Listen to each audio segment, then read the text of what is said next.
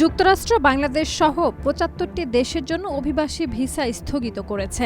এটি ২১শে জানুয়ারি থেকে কার্যকর হবে। তবে পর্যটন, শিক্ষার্থী বা স্বল্পমেয়াদী ভিসাধারীরা এ নিষেধাজ্ঞার আওতায় পড়বেন না।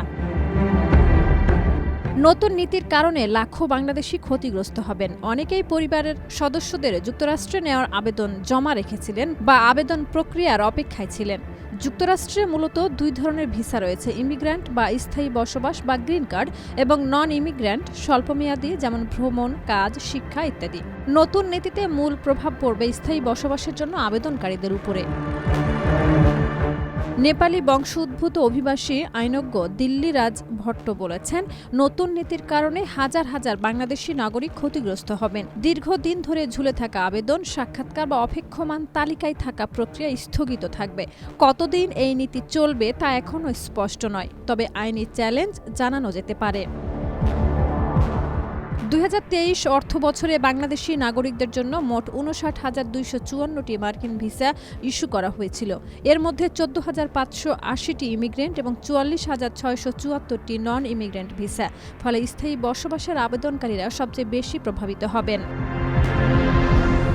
যুক্তরাষ্ট্রের নাগরিকত্ব নেওয়া বাংলাদেশিরা প্রবাসী হিসেবে আয় পাঠান, যা দেশের অর্থনীতিতে গুরুত্বপূর্ণ ভূমিকা রাখে। ২০২৫ সালে প্রবাসী আয় সর্বোচ্চ $৩,২৮২ কোটি ছিল, যার ১১% এসেছে যুক্তরাষ্ট্র থেকে। আইনজীবী মঈন চৌধুরী বলেন, বিশ্লেষকরা বলছেন সন্তানদের জন্য ভিসা প্রক্রিয়া বন্ধ থাকবে, যা পরিবার ও প্রবাসীদের জন্য জটিল সমস্যা তৈরি করবে।